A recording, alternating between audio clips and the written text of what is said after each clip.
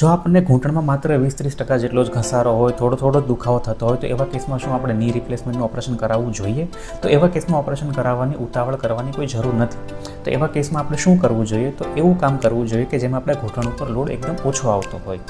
જેમ કે પલાઠી વાળીને બેસવાનું બંધ કરી દેવું જોઈએ. જો પલાઠી વાળીને નીચે બેસવાની જરૂર પડતી હોય તો એ સમયે નીચે બેસો પણ પગ એકદમ લાંબા કરીને બેસો. ખુરશી ઉપર બેસવાનું રાખવું જોઈએ. જમવાનું તો ટેબલ ઉપર અથવા ખુરશી ઉપર કે ટેબલ ઉપર આપણે બેસીએ તો પગ ઉપર પગ ચડાવીને આપણે નહીં બેસવાનું. એનાથી આપણા ઘૂંટણ ઉપર લોડ અનેક ગણો વધી જતો હોય છે. ઘૂંટણ ઉપર ગરમ શેક અથવા બરફ ઘસવાની જરૂર પડે તો એ કરવું જોઈએ. ઘૂંટણનું મોજું ની કેપ કહેતા હોય એ પહેરવું જોઈએ. થોડું ચાલવાનું રાખવું જોઈએ. સૌથી ખાસ મહત્વની વાત એ કે આપણા શરીરનું વજન ઘટાડવું જોઈએ. જો આપણા શરીરનું વજન વધારે હોય તો ઘૂંટણ છે ને એ આપણા પિલર છે, પિલર. અને પિલર ઉપર જેટલું વજન આવશે એટલા પિલર આપણા નબળા પડશે, એટલું જ આપણને દુખાવો વધારે થશે.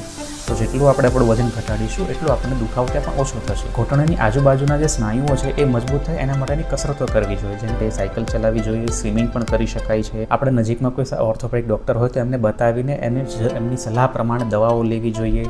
આ ઉપરાંત ઇન્જેક્શન થેરાપી પણ આવતી હોય છે, કસરત, એ બધું કરવું જોઈએ. એટલે આવા 20-30% જેટલા ઘસારા છે એમાં ઓપરેશન કરવા જઈએ તો લાંબા ગાળે બહુ ફાયદો નથી થતો. ઓપરેશન કરવા માટે ઉતાવળ ક્યારેય કરવાની જરૂર નથી.